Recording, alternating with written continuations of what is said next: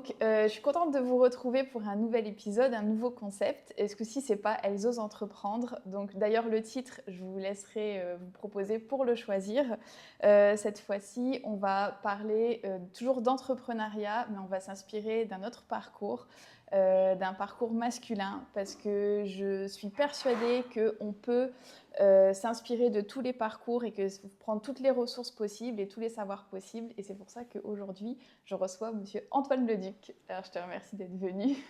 Donc, du coup, justement, dans l'utilité de pouvoir aider les femmes à entreprendre, donc du coup, de pouvoir s'inspirer de tous les parcours, y compris le tien. Donc, du coup, est-ce que tu peux nous faire une présentation comme tu as envie, vraiment comme ça te vient?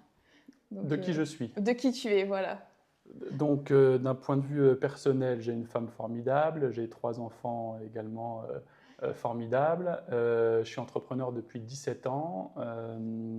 Je dirige une entreprise qui s'appelle l'Agence Leduc, que j'ai créée il y a 10 ans, qui est un ensemble de petites sociétés dans l'univers de l'assurance et de l'immobilier.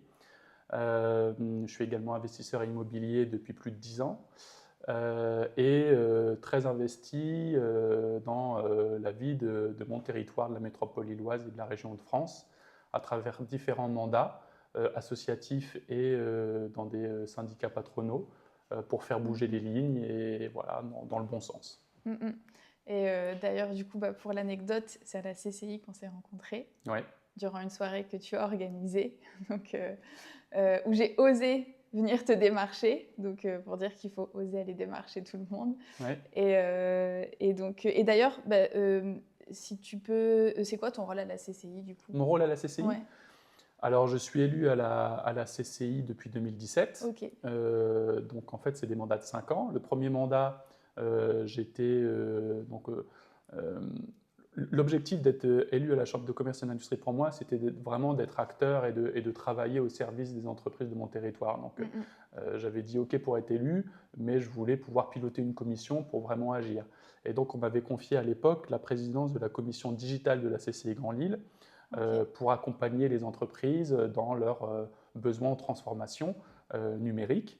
Et on a notamment, ces 5 premières années, créé un concept d'événement qui s'appelle la CCI Digital Night. Et donc, le rôle de la CCI Digital Night est de rassembler des mondes différents, donc des mondes de la tech, mais aussi des entrepreneurs issus d'univers un peu plus traditionnels pour qu'ils échangent. Et en amont de ces échanges de networking, faire toujours intervenir un entrepreneur inspirant, soit dans le monde de la tech, soit quelqu'un qui est dans l'univers traditionnel, mais qui a performé dans son business grâce au digital. Et donc, c'est à cette soirée que tu as osé venir me voir. Alors, oser venir, je pense que c'est un grand mot, parce que tout le monde peut venir me voir. Je pense qu'il n'y a pas de souci là-dessus. Et tu as bien fait d'ailleurs, parce que derrière, je pense que tu as eu aussi des répercussions positives sur tes activités via des rencontres intéressantes. Donc, c'est ce que je t'ai expliqué dans les backstage, c'est que quand tu fais des manifestations comme ça, il faut évidemment oser aller rencontrer des gens que tu ne connais pas, parce que si tu restes avec les gens que tu connais, finalement, c'est pas productif. Autant rester chez toi avec tes copains, etc. Ouais. Donc, quand tu es dans ces soirées-là, il faut justement sortir de sa zone de confort pour rencontrer des gens que tu ne connais pas, pour que ce soit productif pour toi. Ouais. Mais c'est dont on parlait tout à l'heure, oui, justement, de rentabiliser un peu ta sortie quand tu vas à un événement pour faire du réseau. Mais c'est vrai que pour les femmes, des fois, c'est un peu plus compliqué d'oser. C'est vraiment la notion d'oser, hein, je t'assure, parce que pour remettre un peu dans le contexte, tu discutais avec d'autres hommes, et donc, que les hommes entre eux se connaissent, et que c'était un événement, surtout dans ces milieux-là, c'est digital et le sport, donc ça réunissait une grande majorité d'hommes. Et du coup, moi, j'ai pris mon courage à deux mains pour aller te chercher parmi le groupe d'hommes pour te tirer du groupe pour pouvoir discuter avec toi. Et en fait, moi, j'y suis allée au culot, quoi, en me disant, allez, j'y vais, quoi. Donc, mais je vais pas dire que, comment dire, que ça a été naturel pour moi. J'ai dû demander de la ressource pour dire, bon, allez, au pire, je me prends un refus, mais je repars pas sans certains contacts. Alors, ça aurait été très mal de me connaître déjà, de se prendre un refus. Voilà, en plus de ça, quand on vient avec un sourire, la moindre des choses, c'est de répondre. Et puis moi, je suis extrêmement dans l'ouverture sur le monde, sur les autres. Et puis si je fais, c'est pas mon métier d'ailleurs, c'est des mandats bénévoles. Donc si je le fais, c'est justement pour être utile. Donc évidemment, j'accueille toujours les gens avec beaucoup de sympathie et de bienveillance. C'est mon rôle en tant que président d'association ou élu à la Chambre de commerce, justement, de pouvoir répondre aux besoins de tout le monde. Et tu l'as dit, tu as osé, mais tu es entrepreneur, il me semble. Oui. Un entrepreneur, par définition, ça ose. Oui. Si jamais tu n'as pas cette capacité à oser, il ne faut pas entreprendre, parce que la définition même de l'entrepreneur, c'est de prendre des risques, c'est d'oser. Donc, alors, parfois, ce n'est pas naturel, et quand tu es jeune, c'est encore moins naturel. Mais c'est en forgeant qu'on devient forgeron. C'est plus tu vas oser dans la vie, plus tu vas oser prendre des risques, finalement, dans ton quotidien, plus après, ce sera naturel. Donc, donc tu fais bien, justement, de prendre ces risques-là, parce qu'après, finalement, ce sera ton quotidien, et puis tu te diras, au final, je risque rien. Oui, c'est ça. En fait, moi, à chaque fois, c'est la réaction que j'ai, c'est que je ne vais pas en mourir. Donc, du coup, le niveau de la prise de risque, elle est minime. Donc, du coup, j'y vais. Mais c'est vrai que quand on n'est pas issu de certains milieux, qu'on n'est pas habitué à certains codes, etc., en fait, ça demande plus de ressources que pour d'autres personnes. Et c'est là où c'est super, puisque le fait que tu précises que, voilà, justement, au contraire, toi, et c'est dans notre discussion qu'on a eu juste après, c'est ce que tu as dit. Ce soir-là, tu as dit la CCI, elle est ouverte à tout le monde, en fait.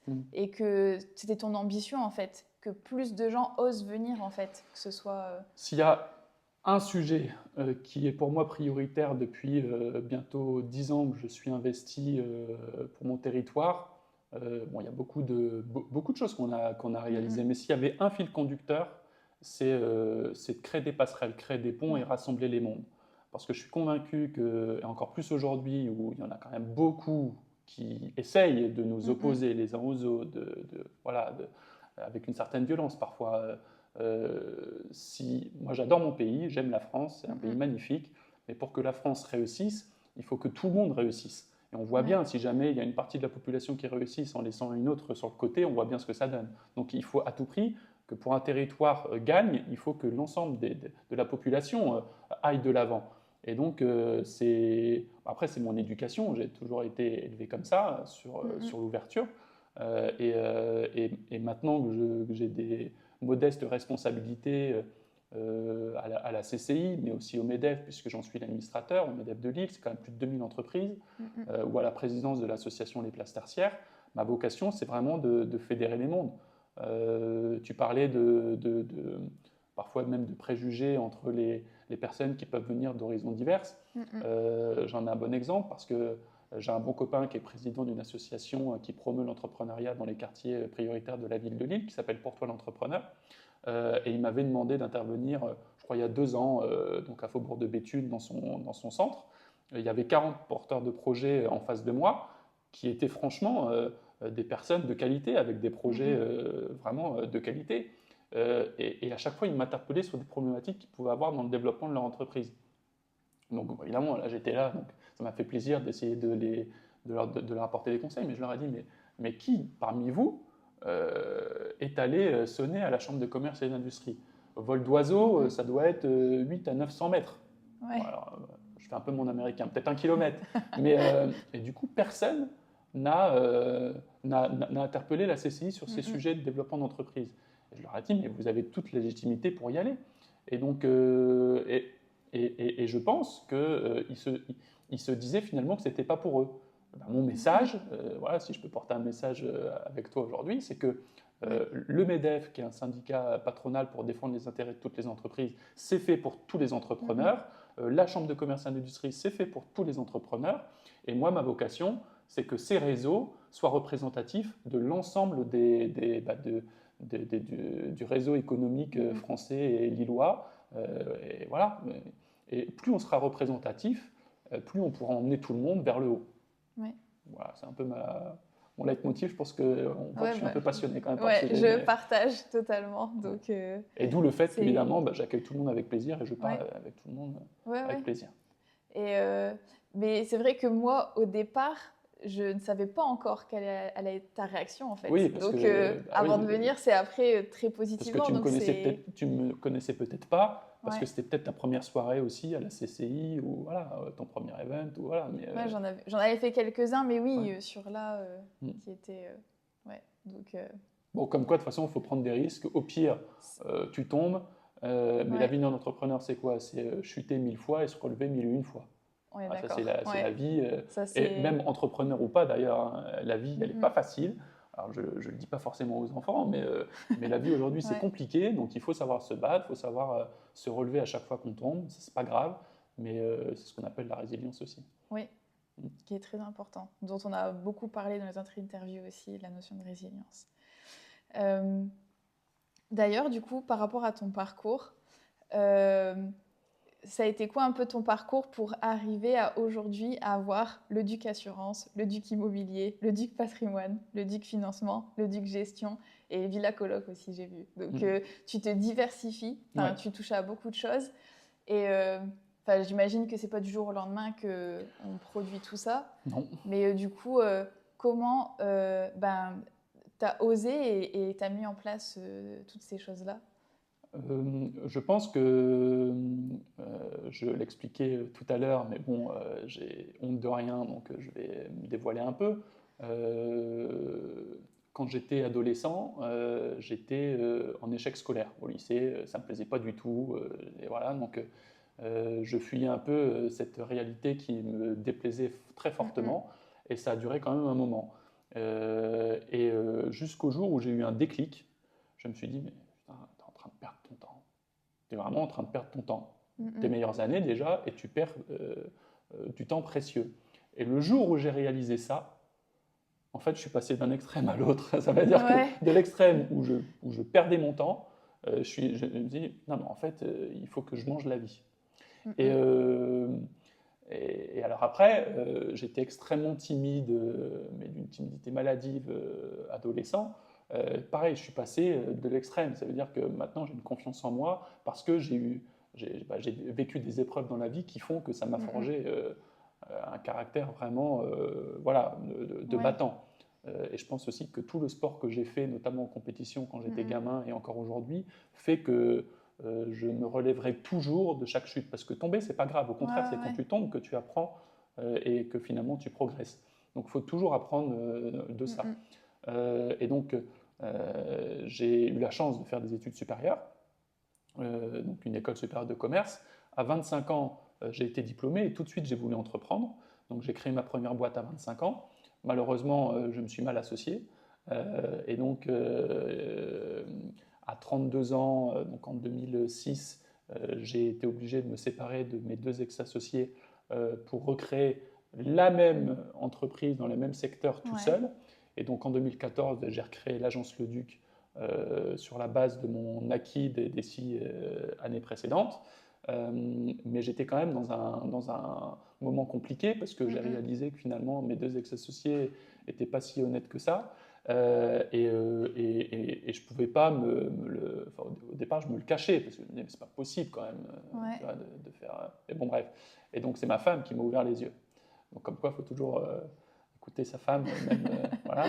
Et donc, elle m'a ouvert les yeux. Donc, on s'est séparés. J'ai recréé l'agence Le Duc. Mais en termes de confiance en moi, là, j'étais 6 pieds sous Ouais. terre parce que vraiment, j'en avais pris un gros coup Mm, mm. sur la tête. Et donc, il fallait absolument, je cherchais des entrepreneurs avec qui je pouvais parler. Mais je ne viens pas d'une famille d'entrepreneurs, moi. Ok. Donc je ne savais pas vers qui me tourner. Et c'est là où, en fait, j'ai fait appel au réseau. Donc, Mhm. j'avais un copain qui m'avait parlé du MEDEF. Mhm. Et pour moi, le MEDEF, c'est un parti politique, limite, c'est un peu obscur. Qu'est-ce que je vais aller taper? Mais il me dit, va, lui il était sur Arras, Ouais. va au MEDEF à côté de chez toi, je t'assure, c'est vachement intéressant, tu rencontres des entrepreneurs inspirants, machin et tout. Donc j'appelle Mhm. le MEDEF de Lille. Je tombe sur l'assistante Sabine Vanuis, qui est encore là aujourd'hui.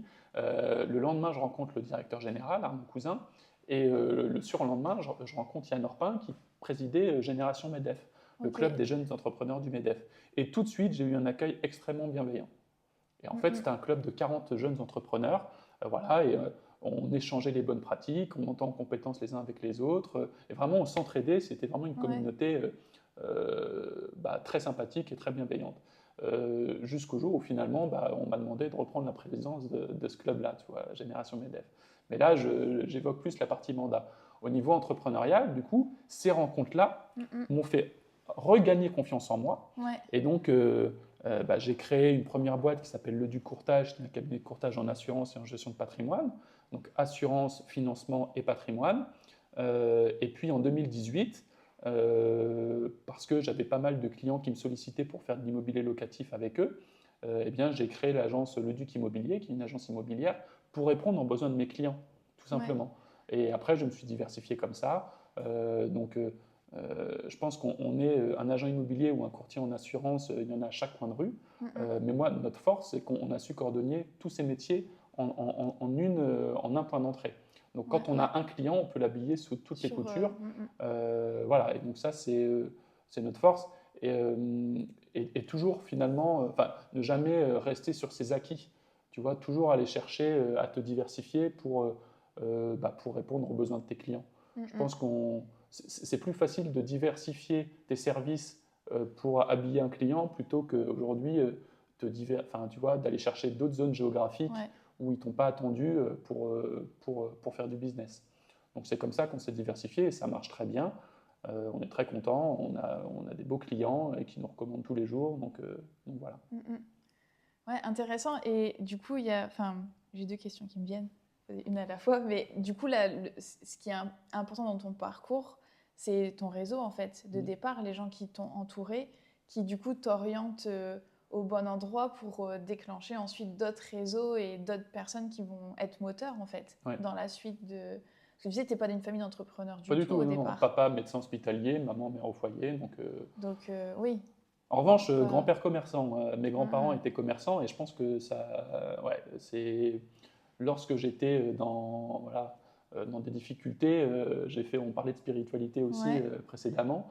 J'ai fait des rêves, par exemple, tu vois, un truc de dingue quand même. J'ai rêvé que je discutais avec mon grand-père qui était parti, mais vraiment comme comme nous, quoi. Et pareil, je m'en souviens très bien, j'étais à Londres à l'époque et j'avais une discussion avec lui et je m'étais réveillé, mais j'étais requinqué comme jamais. J'avais une force de dingue parce que j'avais discuté avec mon grand-père durant la nuit et qui a réussi dans la vie, lui, en faisant les marchés à 14 ans. Et il a travaillé toute sa vie avec ma grand-mère et voilà, ils avaient le sens du business, quoi. Ils avaient le sens Donc je pense que je tiens d'eux aussi, puis je tiens, voilà, l'éducation de mes parents, papa très sport compétition, la rigueur, la discipline, et puis maman, la bienveillance, l'amour, voilà. Donc je pense que quand on est entrepreneur, en fait, on doit avoir beaucoup de qualités, parce qu'après derrière, quand tu as une équipe, il faut aussi être dans l'empathie, machin, etc. Donc en fait, voilà, et puis on le devient entrepreneur aussi, c'est l'expérience qui fait que tu es un meilleur manager qu'avant.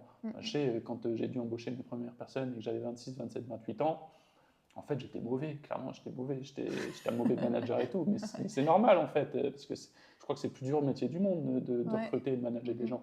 Puis après, avec le temps, tu as l'expérience, tu sais qu'il faut te mettre toujours à la place de l'autre pour l'écouter, pour régler ses problèmes, etc. Et puis surtout pour le faire grandir.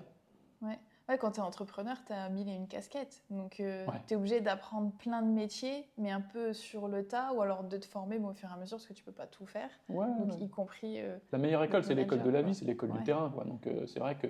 Et quand tu crées très tôt, finalement, à 25 ans, tu n'as que ta motivation avec toi. Voilà.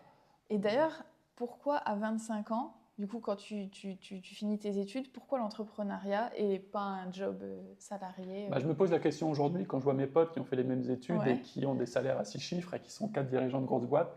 Et on n'a pas du tout la même... voilà, donc, mais ce qui me fait rire, c'est que maintenant, les mêmes potes, eux aussi, se posent la question du sens après 20 ans dans des grandes boîtes. Et ils me disent, finalement, j'aimerais bien entreprendre comme toi. Donc en fait, dans la vie, on veut toujours ce qu'on n'a pas, c'est ça qui est rigolo. En fait, quand j'ai eu le déclic, tu sais, à 20 ans, voilà, je me suis toujours dit, en fait, je veux entreprendre. Je veux créer par moi-même, je veux sans doute, avec le parcours de mes grands-parents qui est inspirant pour moi, Mais je voulais entreprendre, je voulais être fier de ce que j'allais faire, tu vois. Et donc, après, ça aurait pu être dans la moutarde, le ketchup ou la finance, j'en savais rien. Ouais. Après, c'est les rencontres qui ont fait que finalement, je me suis spécialisé sur l'assurance, la gestion de patrimoine et l'immobilier. Mais voilà, et puis après, il y a des... Moi, je sais que quand j'étais gamin, j'aimais bien regarder les reportages sur M6 notamment, des parcours d'entrepreneurs, des dynasties familiales et tout, et ça m'inspirait beaucoup. Euh, Quand j'ai créé, il y a encore quelques années, c'est moins vrai aujourd'hui, mais j'avais cette dimension patrimoniale de ma boîte. Ça veut dire que, bon, ça fait 10 ans, mais je me voyais tout à fait dans quelques années transmettre ma boîte à mes enfants, qui à leur tour la transmettraient, etc. Bon, au final, je me suis aperçu que le monde évoluait tellement vite que je ne sais pas si ce serait un cadeau de leur filer ma boîte dans 20 ans, tu vois, parce que au final, j'évolue quand même dans des métiers, c'est compliqué. Voilà. Mais, et puis, ça se trouve, ils ne vont pas du tout faire ça. Donc, voilà. Mais j'ai cette dimension-là, très long terme. Contrairement à beaucoup de ma génération, au final, qui sont dans le court-termiste, moi, j'ai vraiment cette vision long terme de l'entreprise. Et donc, voilà, j'ai envie de construire quelque chose de grand. J'ai plus cette ambition de vouloir avoir une très grosse boîte, etc., parce que c'est très compliqué et peut-être que ça ne me correspond pas. Mais si je peux avoir une petite boîte qui fonctionne très bien, tout le monde est content de venir travailler, tout le monde gagne son pain, les clients ils sont contents, et voilà, je pense que c'est déjà pas mal. Ouais. Et c'est intéressant aussi que tu disais que tu aurais entrepris, mais c'était dans la moutarde ou dans le ketchup, et que, mais en fait, du coup, c'était même là, tout ce que tu as construit aujourd'hui. En fait, c'est une suite logique parce que ça avait du sens et que ça correspondait bien aux demandes des clients. Donc, ça veut dire cette grosse force d'adaptabilité, en fait, d'être capable de s'adapter en fonction de ce que les gens ont besoin. Donc, ça veut dire, comme tu disais, oui, dans 20 ans, dans 30 ans, l'entreprise est encore amenée à changer, à bouger en fonction de... En fait, tu n'avais pas une idée bien conçue en tête de... Mais parce que moi, j'ai vraiment, je pense, cette âme de l'entrepreneur dans le sens où j'aime créer des projets, j'aime les développer, et une fois que ça se développe, que ça tourne, j'aime mettre quelqu'un à ma place qui fera mieux le job que moi d'ailleurs de gestion, etc., pour que moi, finalement, je puisse développer quelque chose d'autre. Moi, c'est ça qui me passionne et qui m'anime, c'est d'aller développer des nouveaux business, et une fois que ça tourne, mettre quelqu'un en binôme avec moi. Et d'ailleurs, à chaque fois, je mets un binôme avec moi, et voilà. C'est ça qui me passionne. Ouais, donc de transmettre. Enfin, j'ai vraiment l'impression que tu as vraiment cette notion de transmission, enfin, pour que ça perdure dans le temps et même dans l'immédiat, en fait. Ouais, c'est pour ça que j'aime bien l'immobilier aussi, parce que c'est vrai que quand j'investis dans l'immobilier et que tu développes ton patrimoine, par exemple, l'immobilier, c'est l'une des rares classes d'actifs où tu peux partir de rien et construire quelque chose de sympathique. Donc, effectivement, voilà, tes enfants, ils démarreront avec quelque chose dans la vie, et Dieu sait si ce sera un cadeau pour eux, parce que la vie, c'est compliqué, encore plus, à mon avis, dans 10 ou 20 ans. Donc voilà, c'est sûr que... Mais il n'y a pas que moi. Les Français, quand tu leur parles de finances personnelles, tu leur parles d'épargne, de placement ou d'immobilier, tu en as 9 fois sur 10, ils préféreront la pierre, tu vois, parce que ça se touche, parce que c'est visible. Donc voilà, mais après, je ne vais pas rentrer dans le détail d'un bon conseil financier, mais un bon patrimoine, c'est un patrimoine diversifié. Donc il faut autant de financier que d'immobilier. Il ne faut pas non plus tout mettre en immobilier. Et vous pouvez prendre rendez-vous sur le site de non, mais c'est malformation avoir... professionnelle. Non, mais c'est vrai, et ça, c'est des informations que les gens devraient aller chercher, en fait. C'est important, en fait, de savoir... Je prône pour plus d'éducation financière à l'école. Mais c'est vrai, important. Je veux dire, on t'apprend des trucs à l'école. Une fois, moi, j'ai mes enfants qui voilà, ils ont l'âge d'être en primaire, au collège et tout. Mais pour moi, pour moi, c'est parfois un peu déconnecté de la réalité. Et c'est pour ça que j'aime bien intervenir en plus de mes mandats. Je fais quelques interventions comme ça l'année dans des collèges, dans des lycées. J'ai même fait la classe de CM2 de ma fille l'année dernière parce qu'elle me l'avait demandé. Je crois que c'était ma meilleure intervention, j'étais super fier.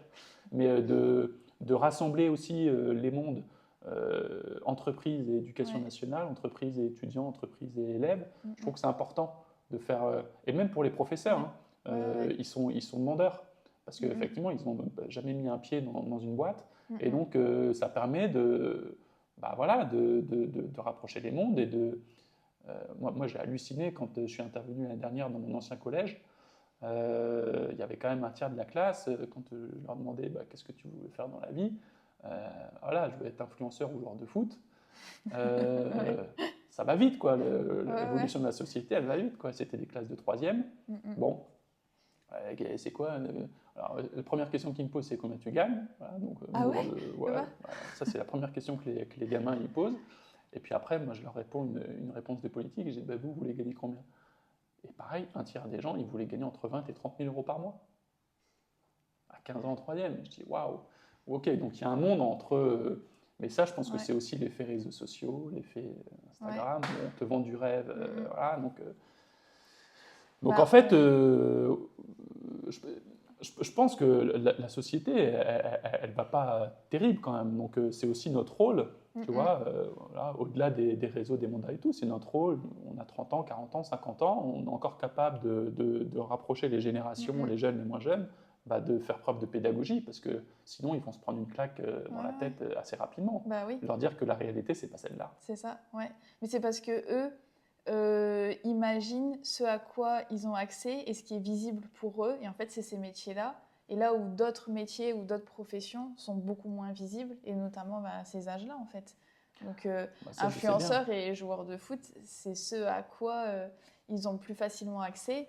Et normalement, oui, ce qui devrait être accessible, c'est aussi tous ces métiers ou savoirs ou compétences ou ressources qui sont à l'âge adulte, qui sont tellement importantes, en fait, que même aujourd'hui, beaucoup d'adultes n'ont pas accès ou ne pensent même pas à aller chercher, en fait. Donc, et pourquoi ? Parce que le premier média aujourd'hui, c'est les réseaux sociaux. Ouais. Et quand tu vois le nombre de vues sur un influenceur qui se brosse les dents ou d'une interview d'un chef d'entreprise dans le conseil ou dans les services, en fait, il n'y a rien à voir. Donc, on essaye, nous, justement, de communiquer énormément sur les réseaux sociaux pour toucher cette nouvelle génération, pour faire preuve de pédagogie, etc. Mais ça intéresse beaucoup moins les jeunes. Faut rendre glamour la vie de chef d'entreprise pour donner envie. Mais tu rigoles, mais dans mon association des places tertiaires, nous, nos adhérents, il y a aussi des écoles. L'enseignement supérieur, il y a des facs, il y a des facultés, etc. Donc justement, toujours pareil, pour rapprocher les mondes. Donc dans beaucoup de nos manifestations, il y a des étudiants. Mais à la limite, quand tu es en études supérieures, tu es déjà dedans, quoi. Après, c'est pour ça que c'est au lycée que ça se travaille, tout ça. Même au collège. Mais ça, c'est petites actions au quotidien. Il y a une association qui fait ça très bien, 100 000 entrepreneurs. C'est quand j'interviens dans des écoles, c'est cette association avec laquelle je travaille parce qu'ils s'occupent de tout. Donc quand tu es chef d'entreprise, tu y vas, donc tu as tout, quoi. Tout est bien timé, etc. Ça te prend 2 heures dans ta journée et tu fais 3 classes, et voilà. Mais je pense que c'est important parce qu'il faut aider et accompagner nos jeunes pour pas qu'ils soient perdus. Toujours rendre accessible, créer des passerelles, créer des ponts. Puis la nouvelle génération. Et surtout auprès de la nouvelle génération. Parce que ça va vite. Et les écarts se creusent d'une rapidité exponentielle à la vitesse de l'évolution de la société. Notamment via les réseaux sociaux, qui pour moi étaient à la base un bon support pour rassembler les mondes, mais qui au final aujourd'hui sont plus là à vendre du rêve, puis avec une violence aussi qui est désastreuse pour nos jeunes. Donc il faut faire attention. Quand on sait que la création d'Internet à la base était dans l'objectif à ce que les scientifiques puissent échanger leurs données plus facilement, donc à un but vraiment très noble et de partage, pour augmenter son savoir et ses connaissances. Et je pense que c'est encore possible de créer ce monde-là, en fait. De créer au moins des ponts ou des tuyaux qui sont toujours dans cet objectif-là, quoi. D'avoir, donc que ce soit dans l'entrepreneuriat ou autre. Moi, je sais que je fais aussi les ponts entre les milieux scientifiques et les milieux un peu plus modestes ou populaires. Donc, pour rendre accessibles les parcours de personnes qui sont spécialistes dans leur domaine, en paléontologie, en physique, etc., pour justement les rendre accessibles à une population qui va se doutent même pas que peut-être que ça existe en fait, ou qu'il y a des parcours qui sont... Mais oui, là aujourd'hui, et dans l'entrepreneuriat. Et en plus, je trouve que l'entrepreneuriat, ça ce plus qu'on peut créer en fait. C'est ce pouvoir de créativité, de mettre en place quelque chose face à une situation ou une problématique et d'innover complètement. Et moi, c'est pour ça que je suis partie de l'entrepreneuriat, c'est parce qu'il y avait vraiment cette notion de OK, il y a un constat, on l'a compris, on l'a analysé. Ben, en fait, à mon sens, il n'y a que dans l'entrepreneuriat où j'ai trouvé qu'on pouvait du coup créer ou proposer quelque chose qui allait être adapté et d'innover complètement.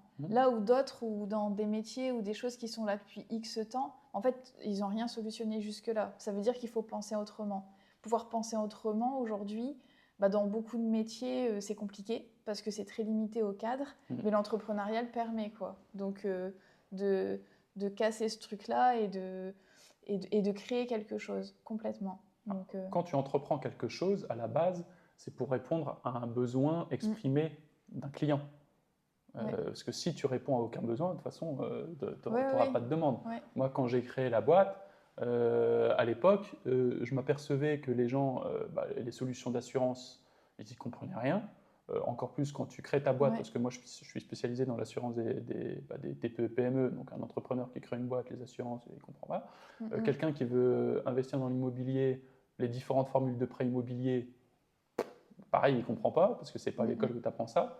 Gérer correctement ton patrimoine, ton argent, c'est pareil, tu n'apprends pas ça à l'école. Donc en fait, donc les gens n'y connaissent rien. Donc moi, j'ai vraiment créé mon agence en démocratisant le conseil. Donc, on peut appeler ça de la gestion de patrimoine, avec plusieurs métiers indépendants d'ailleurs. J'ai une agence immobilière, il peut juste acheter un bien avec moi et sans faire du patrimoine, peu importe. Mais c'est des structures indépendantes. Mais ce que je veux te dire, c'est qu'il faut que ça réponde à un besoin. Et moi, j'ai essayé de démocratiser ça au maximum. Il y a vraiment une notion d'accompagnement et de pédagogie. De conseil. Et de conseil. Je pense que dans des métiers où... et encore une fois, j'ai rien inventé. J'ai rien inventé. J'innove un peu dans ma manière de communiquer, ça c'est clair. Et puis dans mes procédures internes aussi, parce que forcément j'ai tout digitalisé, donc ça facilite aussi les relations avec les clients. Mais en vrai, tu vois, j'ai pas disrupté le marché de l'assurance et de l'immobilier. Je fais un métier plutôt traditionnel, mais avec les nouveaux codes. Et ça fonctionne, ça marche, tu vois, donc c'est tout. Donc en fait, parfois, il ne faut pas non plus, on met beaucoup de pression, hein. Il faut absolument que tu fasses de la tech, que tu innoves, l'intelligence artificielle, etc. Bien sûr, l'IA, ça va tout disrupter, ça on est tous d'accord. Mais pendant ce temps-là, tu peux quand même créer une boîte à partir du moment où tu le fais sérieusement. Tu es honnête, tu es dans le conseil, parce que le conseil c'est très important pour démocratiser. Et après, dans le service, donc le fameux service client, comme dans un magasin, dans les années 70-80, il suffisait d'être bien placé et ça fonctionnait. Maintenant, il faut être bien placé, il faut dire bonjour avec le sourire, il faut dire merci, et il faut limite offrir le café. Donc, tu es dans le service complet. Mais ce n'est pas compliqué en fait. Il suffit juste d'aimer les gens. Si tu le fais avec le cœur, ça passe. Mais c'est parce que toi, tu aimes les gens et tu as su le mettre dans ton projet et dans ton entreprise. Et c'est ce qui fait que... Est-ce que tu penses qu'on peut entreprendre sans aimer les gens ? Je pense qu'il y a des gens, oui, qui... mais est-ce qu'ils réussissent ? Mais est-ce que... Je pense qu'aujourd'hui, à un moment donné, ça aura une limite. Parce que si tu n'aimes pas les gens, tu ne peux pas manager correctement. Alors c'est un management par la terreur et ça ne dure pas 30 ans. Donc en fait, je pense que la base, c'est d'aimer les gens. Sinon, si tu n'aimes pas les gens, tu n'es pas dans l'empathie. Si tu n'es pas dans l'empathie, tu ne manages pas bien. Parce que moi, quand j'ai quelqu'un qui arrive au bureau le matin et qui fait la tête, moi, ça ne dure pas 10 minutes. Hein. Je dis, qu'est-ce qui t'arrive ? Donc j'essaye de régler le problème tout de suite. Et souvent, d'ailleurs, maintenant, on est amené aussi en tant que patron à régler des problèmes perso. Ça aussi, c'est un truc, c'était beaucoup moins vrai avant.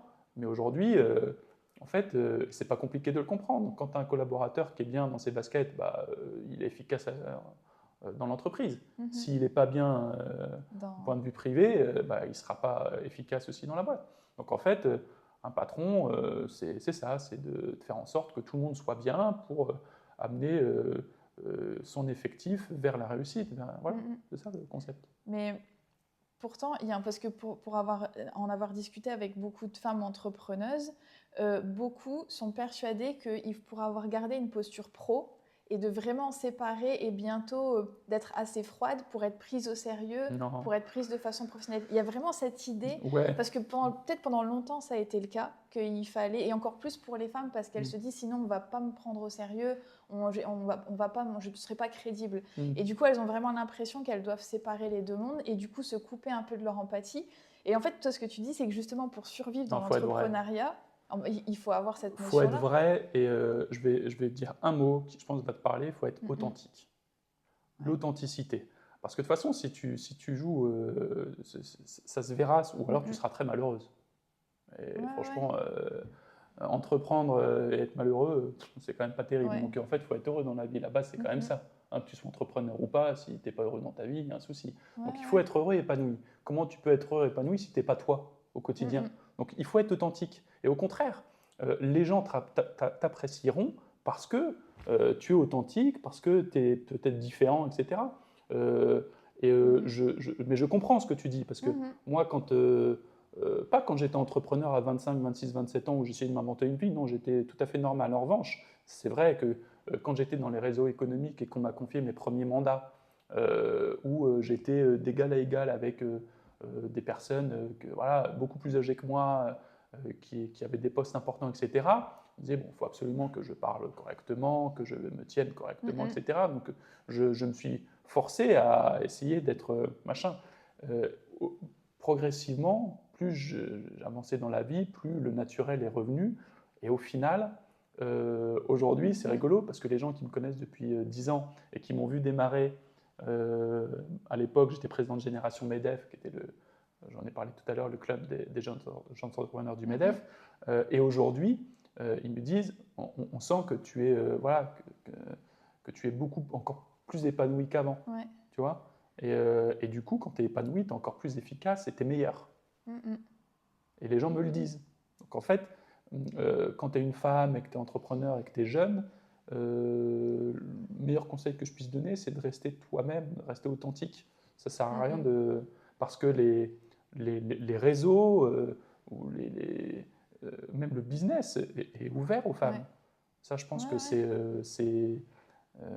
ça peut être un cliché ou un préjugé, mais on en avait parlé d'ailleurs à l'autre soirée. Tu m'avais dit, il n'y a pas beaucoup de femmes. Je dis, oui, mais il n'y a pas beaucoup de femmes, parce que ça n'intéresse pas forcément les femmes de se déplacer le soir, mais c'est ouvert à tout le monde. Tu vois. Donc, voilà. Parce que, comme hier soir, on en reparlait encore, hein, j'étais dans une soirée qui était spécifique pour l'entrepreneuriat féminin, et entre nous, j'entendais à plusieurs reprises, elles en parlaient, de qu'elles ont peur de ne pas être crédibles, et de se sentir, ce syndrome de l'imposteur, quoi, et que du coup, vis-à-vis des hommes entrepreneurs ou du collègue, etc., de devoir un peu avoir cet alter ego qui un peu va s'inspirer du modèle masculin, mais qui en fait est une construction et qui est un peu faussée en pensant que c'est comme ça qu'il faut réussir. En fait, il ne faut pas essayer de faire comme l'autre. Ouais. Je ne mets pas la place des femmes, hein, mais en fait, pourquoi se dire je veux faire comme l'homme? Non, tu fais comme bon te semble toi, en fonction de ta personnalité, ton parcours de vie, tes valeurs, et au contraire. Est-ce que tu sais combien il y a de femmes chefs d'entreprise en France, en répartition? Non. Non? C'est pas? J'ai pas les chiffres. Il y a 33% de dirigeants français qui sont des femmes, 33%. Donc bon, et en création d'entreprise, cette année, 41% des créateurs sont des femmes.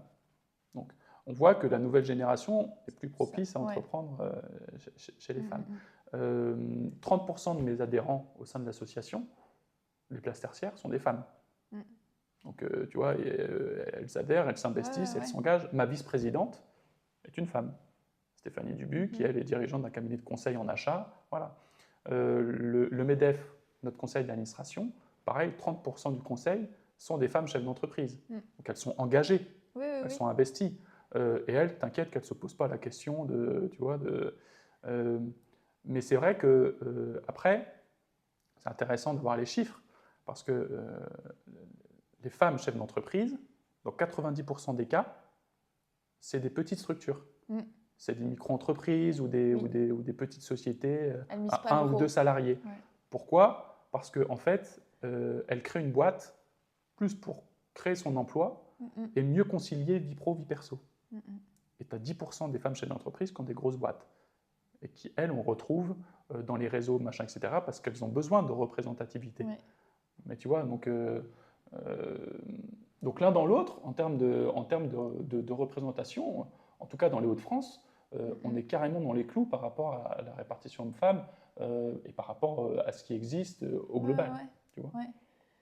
Mais elles sont... Enfin, tu vois, c'est d'où c'est intéressant de connaître ton parcours et ton état d'esprit par rapport à ça, parce que ça prouve qu'on peut être dans l'empathie, enfin, se servir de son propre parcours, à être authentique, etc., qu'on n'a pas besoin d'être une autre personne pour pouvoir réussir dans le monde professionnel. Non, C'est pas que du tout. la preuve, c'est que toi, tu en as fait une force, en fait, tu en as fait vraiment ta Ouais, plus-value. ouais. Et Oui, parce que je pense que déjà j'étais un peu différent, parce que j'étais quand même très jeune. Quand j'étais le plus jeune élu à la Chambre de commerce et d'industrie en 2017. Et pourtant, je n'étais pas si jeune que ça. Je ne me trouvais pas jeune, mais j'étais quand même le plus jeune. Donc voilà, au MEDEF, au conseil d'administration du MEDEF, j'étais le plus jeune aussi. Autour de moi, j'avais des patrons de 50, 60 ans. Alors parfois, tu te dis, ils ont tous des boîtes de dingue. Moi, je suis là avec ma petite boîte. Mais bon, et au final, au départ, tu te dis, bon, je ne suis pas à ma place. Puis après ta place, tu la prends, quoi.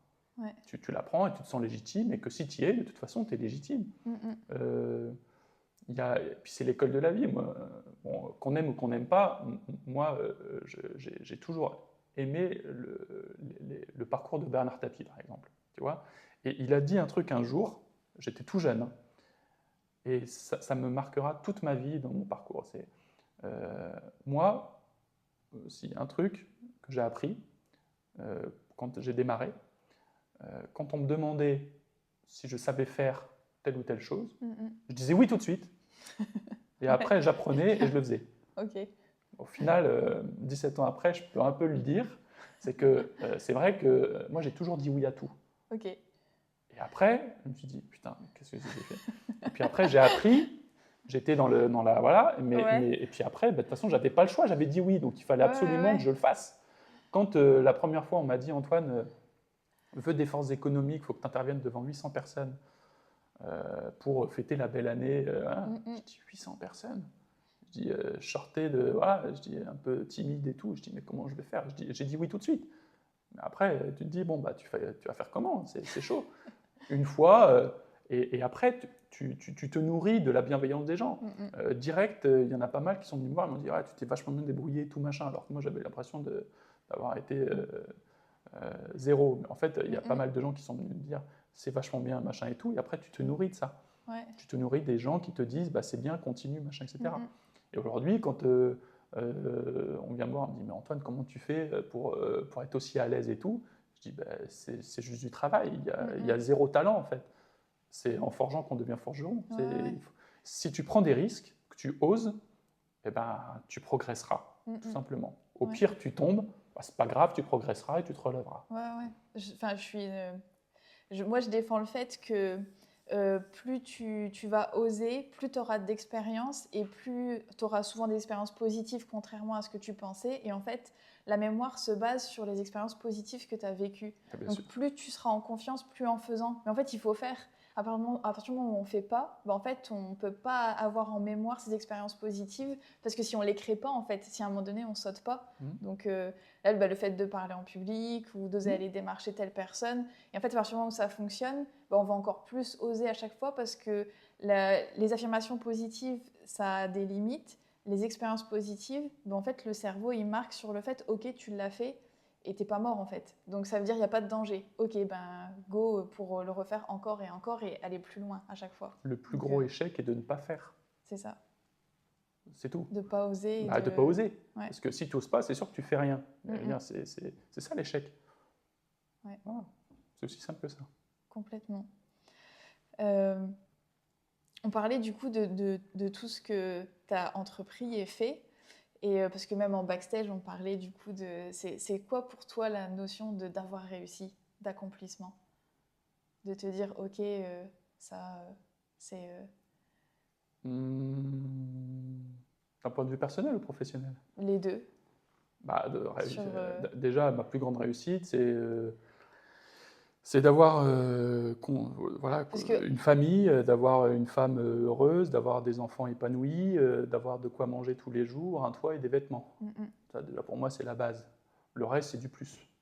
Mais vraiment, c'est-à-dire que ma plus grande fierté, déjà, c'est de manquer de rien. Et après, c'est d'avoir développé mon entreprise, de pouvoir avoir créé quelques emplois, et puis d'avoir aussi construit quelque chose qui a une valeur. Tu vois, parce qu'il y a beaucoup d'entreprises aujourd'hui en fait, qui se développent, mais leur valeur, elle est à zéro. Il y a même des entreprises qui se créent sur la base de levée de fonds. Et tu as fait combien de chiffre d'affaires? Je n'ai pas fait de chiffre d'affaires. Ok, donc tu as levé 300, 400, 500, 600 000 sur une base de rien. Bon, je trouve que c'est aussi tu vois. Ah ouais? Ouais, bien sûr, dans la tech, ouais. Et donc moi, j'ai pas levé de fonds publics parce que je suis pas dans la tech, je suis pas dans l'innovation, je suis dans le conseil et le service, mais j'ai une structure qui a une valeur. Donc ça, c'est cool. J'ai développé aussi un petit patrimoine, un mode bon père de famille, tu vois, rien de bien méchant, mais ça a une valeur, et voilà, et je sais que ça va sécuriser ma famille. Donc ça, c'est cool. Et puis, ma grande fierté aussi, c'est qu'en plus de tout ça, je puisse avoir un rôle dans mon écosystème local, lillois et maintenant régional. Et pourquoi j'en suis fier? Parce que les gens me disent, bah ouais, ce que vous faites, ça m'a servi. Toi, par exemple, c'est bête, mais que tu me dises que derrière, ça t'a aidé à être mise en relation avec 2-3 personnes, qui t'a permis de faire des trucs et tout. Mais ça, c'est mon quotidien dans mes mandats. En fait, voilà, encore une fois, j'en viens au fait que quand tu aimes ton pays, que tu aimes les gens, je pense que nos politiques n'y arriveront jamais seuls, et on le voit aujourd'hui, de toute façon, à l'Assemblée nationale, ils sont plus en train de faire des combats de coq qu'autre chose. Je pense que nous, les entrepreneurs, on a toute la légitimité pour avoir un impact positif social important sur nos territoires, donc il faut le faire. C'est Richard Branson qui a dit ça un jour, c'est le patron de Virgin, un Britannique aussi, qui m'inspirait beaucoup aussi à l'époque. Il disait, nous, les entrepreneurs, non pas que je m'assimile à Richard Branson, rien à voir au niveau de la réussite entrepreneuriale, mais on a toute la légitimité pour faire bouger les choses. On crée de la richesse, etc. Donc voilà. Et si on le fait avec le cœur, il n'y a pas de souci. Donc moi, ma fierté, c'est ça. Après, voilà. Ouais, c'est intéressant parce que c'est hyper subjectif à chaque fois en fonction de chaque personne. Et tu vois que c'est quand même assez bien diversifié ce que je fais. Carrément, donc c'est ça qui est cool, c'est que finalement, j'ai aucune journée qui se ressemble. C'est ça. Ouais. C'est pas juste focalisé sur ton chiffre d'affaires du tout en fait. Non. Il y a beaucoup d'autres paramètres à prendre en compte. L'impact social, on en parle en plus de l'impact social de l'entreprise depuis quelques temps, mais pour moi, c'est important. Pour moi, c'est important. Je te donne un autre exemple. Mais on peut pas critiquer une partie de nos jeunes si on ne leur ouvre pas les portes de nos entreprises. Moi, tous les ans, je prends des stagiaires qui ne trouvent pas de stage. Et s'ils ne trouvent pas de stage, ils ne passent pas leur troisième, leur seconde, leur première, etc. Et c'est des jeunes qui sont dans les quartiers populaires, les machins, etc. Donc moi, j'en prends qu'un par an, parce que j'ai une petite structure, je ne peux pas non plus en prendre 36. Mais je dis, c'est pas normal que tu aies fait, parce que moi je suis à Lambersart, avenue de Dunkerque, je sais pas, avenue de Dunkerque, entre Lille, Lambersart et l'Homme, tu dois avoir une centaine de boîtes. Voilà, il n'y a personne qui leur ouvre les portes. Donc c'est aussi notre responsabilité en tant que patron d'ouvrir les portes de nos boîtes à ces jeunes-là pour leur faire découvrir l'univers de l'entreprise et la vraie vie, et puis surtout les aider à concrétiser leur parcours scolaire. Et puis voilà. Et puis après, peut-être un peu faire du mentorat aussi, c'est important. J'en connais des parcours auxquels ils cherchent un stage. Mais t'inquiète que tous les ans, il y a des jeunes qui m'appellent, parce que vu que je fais pas mal de sport dans l'univers du sport, il y a des jeunes qui me connaissent et tout, qui me disent bah, « j'ai pas trouvé de stage et tout, machin ». Après, attention, il y a aussi la responsabilité des jeunes. L'année dernière, il y a un jeune, et il est venu me voir, j'ai pas de stage, il était en jogging et en basket.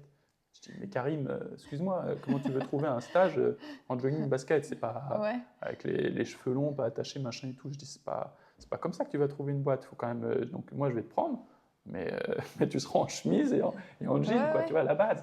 Mais en fait, si tu ne leur expliques pas, Oui, si ils ne tu savent pas. Ouais, exactement. Pour eux, c'est ça. c'est des codes, mais parce qu'ils ne connaissent pas. Ah, parce que dans la construction sociale, si on ne te l'a pas transmis, Voilà. ben, il y a des choses. Et parfois, ils n'ont pas ça... la chance d'avoir aussi l'éducation parentale qui fait que machin, etc. Parce que les parents eux-mêmes, ils ne sont pas dans les entreprises. Donc voilà, donc c'est compliqué, mais encore une fois, je pense que un ensemble de petites bonnes actions qu'on peut mener sur les territoires, ça peut faire des grandes choses à l'échelle régionale et nationale. Complètement, ouais. Tu parlais du sport, tout ça, je vais rebondir là-dessus. De ton expérience, et d'après toi, comment, en tant que chef d'entreprise, créateur, entrepreneur, on peut du coup avoir un équilibre, vie perso, que ce soit pour soi, etc., réussir, trouver, comment dire, à ne pas être submergé et à réussir à trouver un équilibre, que ce soit familial, pour ses proches ou même pour soi, en fait, pour pas arriver au burn-out comme certains arrivent. Comme chef d'entreprise, il gère plein de choses, quoi. En fait, alors un chef d'entreprise, quand tu crées ton entreprise, déjà, tu sais que la qualité première d'un entrepreneur, c'est sa capacité à travailler très dur. Parce qu'il n'y a pas de réussite entrepreneuriale sans travail. Ça n'existe pas. Ce n'est pas les vendeurs de rêves des réseaux sociaux. C'est toujours pareil.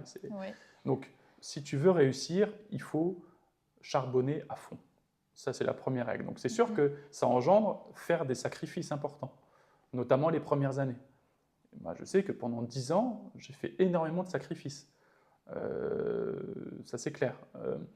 Mais après, une fois que tu as atteint une taille qui te permet d'avoir des équipes, tu peux déléguer, là, tu peux rééquilibrer.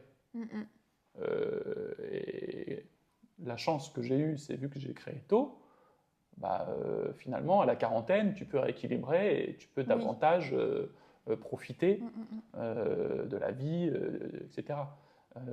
Mais je pense que je fais souvent le parallèle entre l'entrepreneuriat et le sport. C'est important pour un entrepreneur d'avoir une hygiène de vie et une condition physique, une bonne condition physique. Parce que il faut travailler dur, il faut être discipliné, il faut faire preuve de rigueur, il faut toujours se relever parce que tu vas tomber. Et ça, le mental, c'est très important. Et ça, le mental, via le sport, tu l'as. Donc c'est important de prendre du temps pour soi, quand même, le plus tôt possible. Et après, voilà, si tu as la chance de développer, et puis l'envie aussi, parce qu'on parlait des femmes, par exemple, donc 90% c'est des petites boîtes, mais bon, les hommes aussi, hein, y en a, ils veulent rester petits pour être libres, etc. Donc après, c'est un choix. Mais c'est important de prendre du temps pour soi le plus tôt possible, parce que nous ne sommes pas des machines, sinon ça se saurait. Nous restons des êtres humains avec nos forces, nos faiblesses, et qu'il ne faut pas s'oublier, et que pour perdurer, il faut une condition physique et mentale digne d'un sportif de haut niveau. Ouais. Et du coup, toi, tu es un entraînement alors sportif? Moi, je m'entraîne 4 à 5 fois par semaine. Ouais, ok. Pour évacuer, parce que sinon, tu penses bien que sinon, c'est pas possible. Et c'est même ma femme qui me dit là, je pense qu'il faudrait que tu y ailles. parce que voilà, bien sûr, c'est un échappatoire. Je pense que le sport, il y a beaucoup de vices dans la vie. Je pense que le sport est le vice le plus sain. Donc voilà. Donc oui, donc je m'entraîne beaucoup parce que ça me permet de rééquilibrer tout ça, d'évacuer toute cette charge mentale qui est importante. Je pense que voilà, il faut le dire aussi, parce qu'il y a l'entreprise, parce qu'il y a les mandats, parce que voilà, donc il y a une pression aussi que je me mets, ou pas d'ailleurs, mais que les gens te mettent indirectement. Quand tu as des responsabilités, il faut bien les assumer derrière. Tu as dit oui. Tu vois, on en revient tout à l'heure. Donc moi, je veux que les gens soient contents de ce qu'on réalise au sein de l'entreprise, au sein de l'agence Le Duc, mais aussi au sein des mandats que j'ai sous ma responsabilité. Parce qu'il y a des gens aussi. Tu vois, à la chambre de commerce, j'ai des permanents, donc c'est des salariés. Aux places tertiaires, j'ai 6 personnes. Donc il faut aussi faire honneur aux gens qui bossent au quotidien. Tu vois, voilà. Et puis tu as été élu, donc il faut aussi faire honneur à ceux qui t'ont élu un petit peu aussi quand même. Ouais. Donc voilà, donc, ça te met une bonne pression, mais moi c'est de la pression positive. Je faisais beaucoup de tennis en compétition à l'époque, et quand j'étais en match et que j'étais un peu, tu vois, voilà, je m'encourageais positivement sur le terrain, mais les gens pouvaient croire que, tu vois, je m'énerve et tout, tu vois, que ça allait venir à mon mental, mais pas du tout en fait. Moi, c'était toujours très moteur, très positif.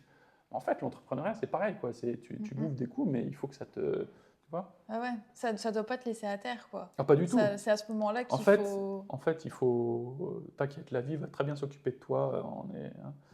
Benoît Saint-Denis te disait, on est né poussière, on finira tous poussière. Donc je pense que voilà, ça vient pas de moi, ça vient de BSD. Mais donc voilà, ce court laps de temps que nous sommes ici, tous ensemble, voilà, il faut taper dedans, il faut manger la vie avant que la vie te mange. Il faut y aller. Encore une fois, tu n'as rien à perdre, donc il faut y aller. Je suis d'accord, moi c'est pour ça que je me suis mise au sport. Donc, ouais. Et puis plus ce que je disais aussi, c'est que le sport, au-delà du fait que ça te fasse du bien physiquement et mentalement, c'est aussi un réseau. Oui, aussi. C'est aussi un réseau. Oui. Alors après, tout dépend du sport que tu fais. Oui. Mais voilà, c'est bien pour trouver des nouveaux clients, pour des partenaires, et même pour trouver des nouveaux collaborateurs ou collaboratrices. Et puis après, ce qui est cool, c'est que moi, avec mon équipe, voilà, je les amène de temps en temps faire de la boxe avec moi chez notre ami Daoud Asso à Apollo, à Lille. Voilà, on va à la salle de sport ensemble. Donc c'est cool, ça permet aussi de créer des liens en dehors de... Et puis je pense que c'est important parce que ça montre aussi aux petits jeunes de 25 ans que c'est pas parce que tu es père de famille et que tu as 40 ans passés que tu n'es plus dedans, au contraire. Et le mec qui me dit, bah, tu vois, je dis, bah viens, on va aller faire une séance ensemble et puis on verra. Tu vois, donc je pense que c'est important.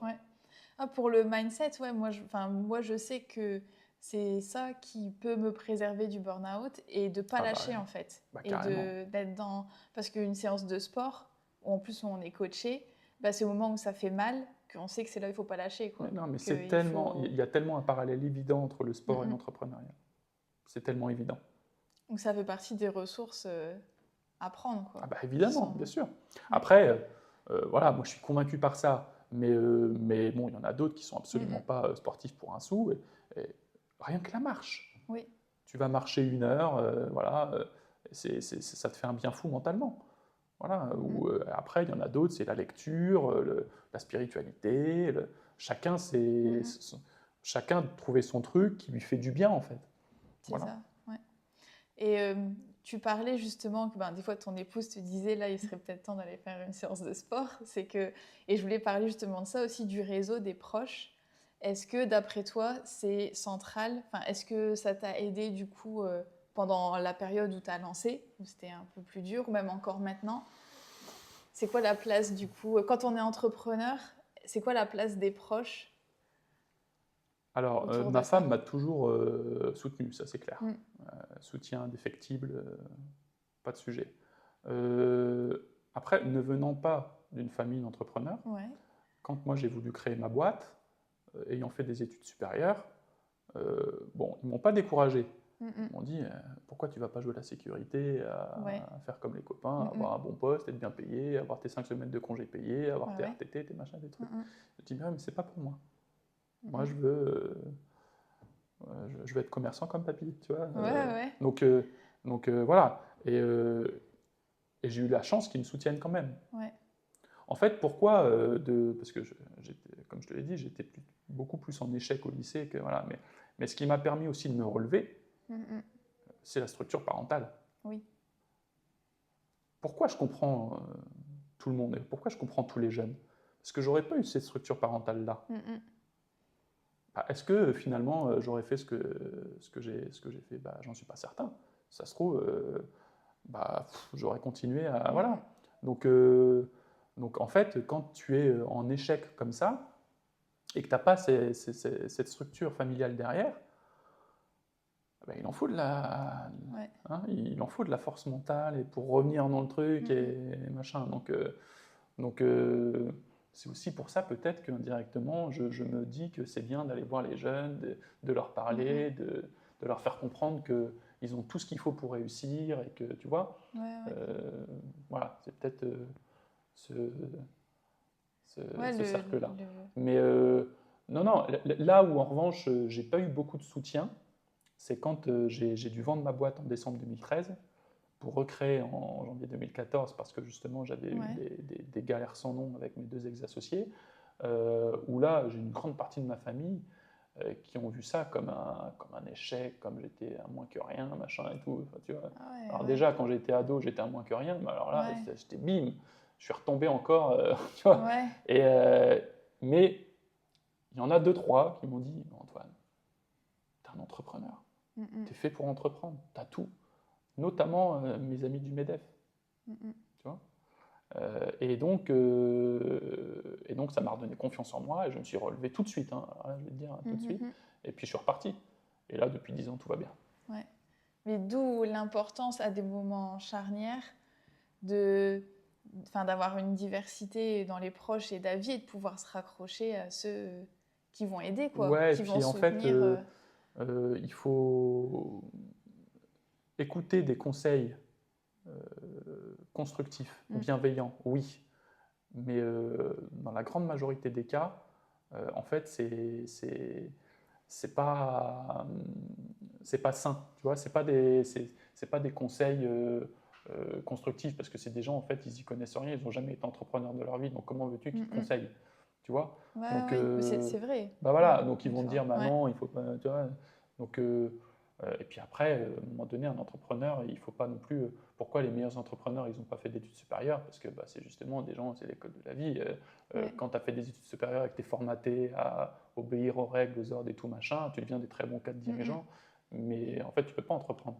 Donc, un entrepreneur, c'est aussi savoir dire merde, je fonce, j'y vais, je vais tout donner, et puis si ça marche pas, c'est pas grave, j'aurais tenté encore une fois. L'échec, ce n'est pas grave, parce que en termes de maturité, pourquoi je m'entends très bien avec des collègues de 60, 70 ans, qui ont 40 ans, qui sont des grands patrons, etc. Mais parce que, très modestement, j'ai tellement d'expérience et j'ai tellement vécu des épreuves, etc., que finalement j'ai une maturité, tu vois, je suis pas mal quoi, en termes de maturité. Et donc, voilà, je pense que ça, c'est important de le prendre en compte. Et parce que tu as eu cette posture de résilience, parce que des fois tu peux te prendre plein de claques de la vie, mais si tu ne te donnes pas du sens et que tu n'as pas cette posture de résilience, et c'est là où tu en fais une force. Le plus grand échec n'est pas de ne jamais tomber, mais de toujours se relever après chaque chute. La plus grande réussite, pardon. Donc il faut toujours se relever. C'est ça le plus grand succès. Voilà. Donc ça, c'est l'école de la vie aussi. Parce que si tu ne te relèves pas, tu vas faire quoi? Tu es obligé de te relever. Ouais, mais il y en a, ils restent à terre. Hein. Donc, bah ouais, mais si tu restes à terre, après, le problème, c'est que si tu restes à terre, après, c'est mort. Parce qu'en fait, tu es dans une situation où plus tu restes à terre longtemps, j'en connais. Hein. J'en connais. Après, c'est mort. Ils ne reviennent pas. Parce que c'est beaucoup trop difficile.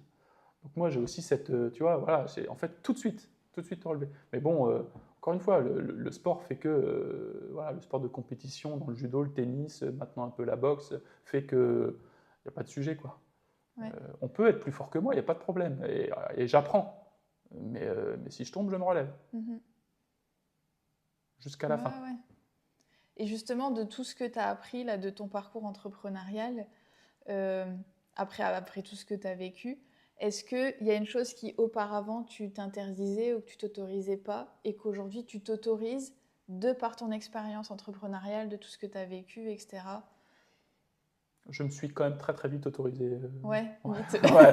Bah oui, parce que en fait, que ce soit dans l'entreprise ou dans mes responsabilités associatives, en fait, pour en arriver là où j'en suis à 42 ans, en fait, ça ne s'est pas fait du jour au lendemain. Ça s'est construit finalement depuis 17 ans. Tu vois, les gens, ils peuvent voir tout de suite une photographie à l'instant T. Mais en fait, un parcours, c'est pas l'instant T, c'est toutes tes expériences passées. Et donc non, très vite, j'ai tapé dedans. Hein, très vite, encore une fois, j'ai pris des risques tout de suite. Voilà. Après, c'est plus facile à 25 ans de prendre des risques quand tu es tout seul et que tu n'as pas d'enfant que le créateur aujourd'hui, à 40 ans, avec Ouais. un foyer, etc. C'est pour ça que je voulais entreprendre très tôt. Parce que je savais que de toute façon, au pire, bah, c'est pas grave. Ouais, euh, tu avais moins de billes en jeu, quoi. Bah Donc, oui, voilà. ouais. Au pire, je perdais un peu d'argent, mais je veux dire, j'avais toujours un toit. Et toujours de quoi manger. Ça aussi, c'est une chance. Ouais. Mais voilà, aujourd'hui, c'est plus compliqué. Forcément, quand tu as des charges à payer, tout machin, entreprendre avec tout ça, et puis dans un contexte évolutif aussi, parce que le contexte il est quand même compliqué. Hein, donc voilà. Non, j'ai tout de suite tapé dedans. Je ne me suis pas trop posé de questions. C'est bien, c'est Ouais, faux. ouais. Enfant, tu rêvais d'être quoi? Enfant, je rêvais d'être quoi? Écoute, j'ai eu une enfance heureuse. Hein, j'ai eu une enfance très heureuse. Est-ce que tu rêvais déjà d'entrepreneuriat Non, enfant? l'entrepreneuriat, c'est venu. Ça vient un peu plus tard en général. C'est venu à l'adolescence, ouais. Ouais. Quand j'avais du temps pour moi, pour me dire, mais qu'est-ce que je vais faire de ma vie, Ouais. quoi. En fait, je me voyais, je n'étais pas du tout dans le bon cursus scolaire. Je me disais, qu'est-ce que. Je m'emmerde à mourir. Qu'est-ce que je vais faire de ma vie? Et donc, je regardais la télé, je regardais les reportages sur Capital, zone interdite, machin et tout. Et je me disais, bah tiens, ouais, entreprendre, créer. Encore une fois, je pense que je voulais être fier. Je voulais pas que les autres soient fiers de moi, ça je m'en foutais. Mais moi, je voulais être fier de construire quelque chose de moi-même, tu vois. Et donc, c'est venu assez tôt finalement dans l'entrepreneuriat. Et d'ailleurs, tout de suite après le bac, quand j'ai fait des études supérieures, c'était cool, mais bon, c'est pas... j'ai beaucoup plus appris dans l'à côté des études supérieures, dans le fait qu'on te permettait de t'engager dans des associations, à organiser des manifestations, des trucs. Et moi, j'étais très engagé déjà dès le départ dans ces associations étudiantes-là. Et ça me plaisait beaucoup plus que les cours. Parce que j'étais constamment en train d'échanger avec les gens, en train de monter des projets, en train de... Voilà. Et ça, c'est la première étape finalement dans ma vie d'entrepreneur. C'est que ça m'a donné l'envie d'entreprendre, en fait, clairement. Toutes ces possibilités, quand tu fais des études supérieures, de t'engager dans des associations. Et ce que je dis aux jeunes aujourd'hui, c'est que franchement, peu importe l'école que tu fais. Parce que parmi deux parcours, deux étudiants qui font la même école, tu en as un, il peut être en bas de l'échelle, et l'autre, il peut monter. Il y a pas de... Et tout dépend de ce que tu fais comme parcours au sein de l'école. Et ce n'est pas forcément celui qui a les meilleures notes. Hein. C'est celui qui va utiliser son plein potentiel et qui va s'éclater, en fait. Donc voilà, donc c'est venu assez tôt quand même. Après, enfant, forcément, je rêvais d'être André Agassi ou... mais bon, ça c'est au tennis, mais ça c'est... Je ne sais même pas si tu les connais parce que tu es trop jeune. Le nom me dit quelque chose. Moi, c'était un joueur de tennis. Après, je ne suis pas l'époque. si jeune que ça. Non, mais c'était... Voilà, donc oui, je rêvais d'être un joueur de tennis, mais bon, j'en avais pas le talent, donc voilà. Puis j'en avais pas la maturité, surtout. Ouais.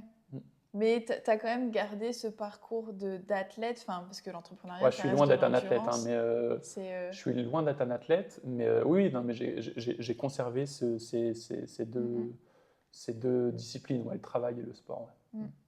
Et tu donnerais quoi comme conseil à quelqu'un qui se lance dans l'entrepreneuriat pour démarrer, pour avoir des bonnes bases? Sur quoi il doit se focaliser pour démarrer? C'est quoi la priorité? En 2024 aujourd'hui, un entrepreneur en 2024, s'il veut réussir, c'est déjà se sentir capable de travailler très dur. Parce qu'encore une fois, je l'ai dit, il n'y a pas de réussite sans travail. Donc de faire énormément de sacrifices. Ça, il faut le voir. Un sacrifice quoi? Ça veut dire en termes de temps, mais aussi financièrement. Moi, les premières années, je ne payais pas. Après, j'étais au SMIC, après, je ne payais plus, puis après, j'étais au SMIC, et puis après, ça a augmenté progressivement. Mais voilà, il ne faut pas avoir... Hein, donc, faire des sacrifices. Après, il faut quand même essayer de répondre à un besoin non satisfait. Parce que si tu dupliques ce qui existe déjà, il n'y a aucun intérêt. Donc, il faut que tu te dises, voilà, autour de toi, qu'est-ce qui manque finalement en termes de produits ou de services. Après, il faut que tu sois passionné par ce que tu fais. Après, il faut utiliser les nouvelles technologies pour innover, pour gagner du temps. Parce que de toute façon, aujourd'hui, tout se passe par Internet. Hein. Même si tu sollicites un conseil, Tu googlises le professionnel du conseil et puis tu regardes, voilà, sa e-réputation, entre guillemets. Ouais. Donc la réputation, c'est bien, mais la e-réputation, c'est tout aussi important. Et après, ce que je recommande aussi très tôt, c'est de savoir bien s'entourer. Donc, quand on a la chance d'être issu d'une famille d'entrepreneurs, bon, bah, à ce moment-là, pourquoi pas, moi, ce n'était pas mon cas, mais voilà. Et si ce n'est pas le cas, et même si c'est le cas, parce que parfois, avec sa famille, ça peut être compliqué, c'est tout de suite intégrer des réseaux qui t'aideront à grandir, à progresser, à te challenger aussi, mais toujours dans la bienveillance, et à te mettre en relation avec les bonnes personnes pour te faire gagner du temps, et puis rencontrer d'autres entrepreneurs qui ont les mêmes problématiques que toi, et finalement co-construire leur boîte ensemble, tu vois. Et ça, pour moi, c'est vraiment très important. Donc, intégrer des réseaux d'entrepreneurs, c'est important, le plus tôt possible. Il ne faut pas attendre... Souvent, l'erreur que font les gens, c'est « Non, là, j'ai pas le temps, il faut que je bosse, faut que je bosse, faut que je bosse. » Ouais, mais ça, en fait, le travail, c'est juste un truc. Là, je viens d'en dire 5 en une minute déjà. Donc, en fait, c'est pour ça que c'est vraiment du sport de haut niveau, parce que ça nécessite d'être bien câblé et d'avoir cette polyvalence-là. Voilà. Après, je pourrais décliner encore, mais je pense que c'est pas mal. Ouais, c'est déjà pas mal, ouais. Et les réseaux sont ouverts à tout le monde, hein, je le dis. J'en profite, hein, c'est pas... les réseaux que j'ai cités sont pour moi des réseaux extraordinaires, mais c'est ouvert à tout le monde. Oui. Pour revenir à ce qu'on disait au début, de vraiment oser aller à la CCI, en fait, parler et se faire... Moi, je mets un point d'honneur.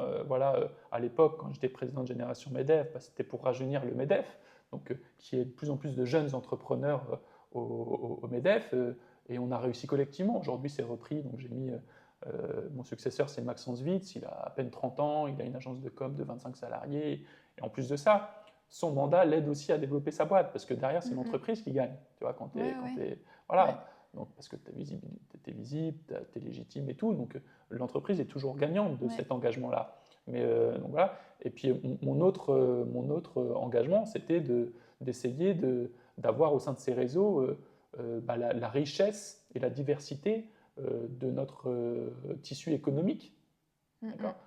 Bon, force est de constater que je n'y suis pas encore arrivé, parce que c'est vrai que ça manque encore de diversité. Mais après, encore une fois, on en discutait tout à l'heure, la faute est partagée. Pourquoi ? Parce que moi, quand j'interviens, je dis, punaise, c'est ouvert à tout le monde, donc venez. La dernière fois que j'étais à Faubourg de Béthune, ou même quand je suis dans les zones un peu plus reculées, comme à Roubaix par exemple, les jeunes me disent c'est pas pour nous. Le MEDEF, c'est pas pour nous, la CCI, c'est pas pour nous, les réseaux d'entreprise, non. Je dis mais pourquoi ? Déjà, vous n'y avez jamais mis un pied, donc vous ne connaissez pas. Mais en fait, c'est des préjugés de chaque côté, donc il faut casser les codes. Ma vocation, c'est de créer des ponts depuis des années. C'est ce que j'aime faire, c'est de créer des passerelles. C'est ta vocation aussi. C'est la vocation de la personne qui nous accueille aussi au sein de ce beau lieu de Roubaix. Rappelle-moi son nom. Sinan. Sinan, voilà, qui est pareil. Donc je pense que, encore une fois, on en venait aux politiques. Voilà, ils font un boulot. Attention, moi, je les admire, en tout cas, pour ceux qui restent équilibrés.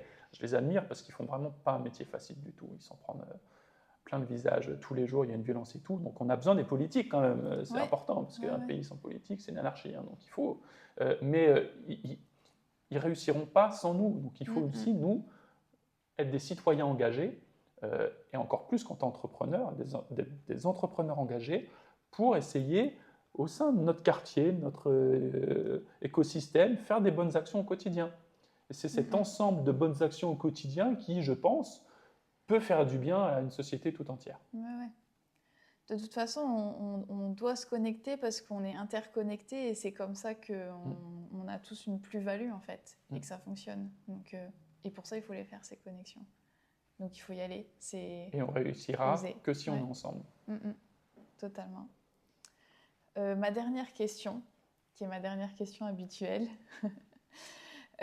Si tu pouvais remonter le temps et aller donner un conseil au petit Antoine, en sachant que toi, aujourd'hui, avec tout ton parcours entrepreneurial, ce que tu as vécu, ton expérience, etc., enfin, ce que tu as accumulé en savoir, qu'est-ce que tu te donnerais en conseil ? C'est évident. C'est évident, parce que moi j'ai perdu énormément de temps, on va dire, à l'adolescence. Et donc c'est un, ne sois pas timide. Deux, aie confiance en toi, même si beaucoup de gens essayent de te dire que t'es pas bon, que t'es pas ceci, que t'es pas à ta place et tout. Non, essaye d'être focus, d'être fort mentalement, aie confiance en toi. Et puis, essaye dès le départ de décider ton avenir pour toi. Ouais. Et ne laisse pas quelqu'un d'autre décider pour toi de ton avenir. Voilà, donc... et puis perds pas du temps à faire n'importe quoi.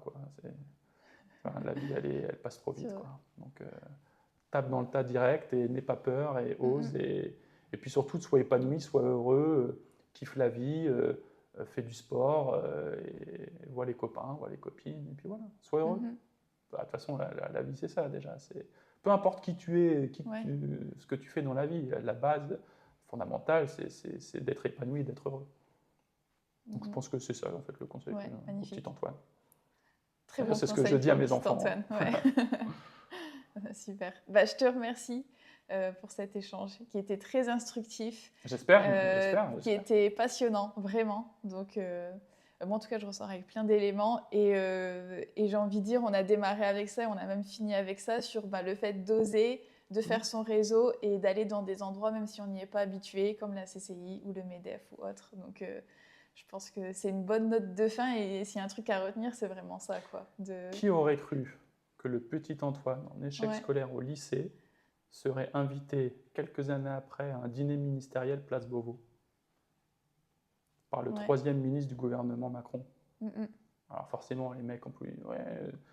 je m'en fiche. Oui. C'est juste que la fierté, quand t'es invité place Beauvau, tu dînes à côté du ministre de l'Intérieur. Quelle fierté! Moi qui ai un respect immense pour nos institutions et pour la République, alors qu'on n'aurait pas donné cher de ma peau 20 ans auparavant. Donc comme quoi tout est possible dans la vie. Parce que c'est une super reconnaissance qu'on m'a offert. Et je parle du ministre de l'Intérieur, j'aurais pu parler du ministère aussi de l'Économie, j'y ai été invité 2 fois. Mais tu vois, ça c'est une énorme fierté. Voilà. Mais parce que tu as cru en toi. Et puis c'est une belle reconnaissance, je trouve. Totalement. Donc, voilà. Donc crois en tes rêves. Tu es la seule personne de toute façon qui peut croire en toi. Je te remercie en tout cas.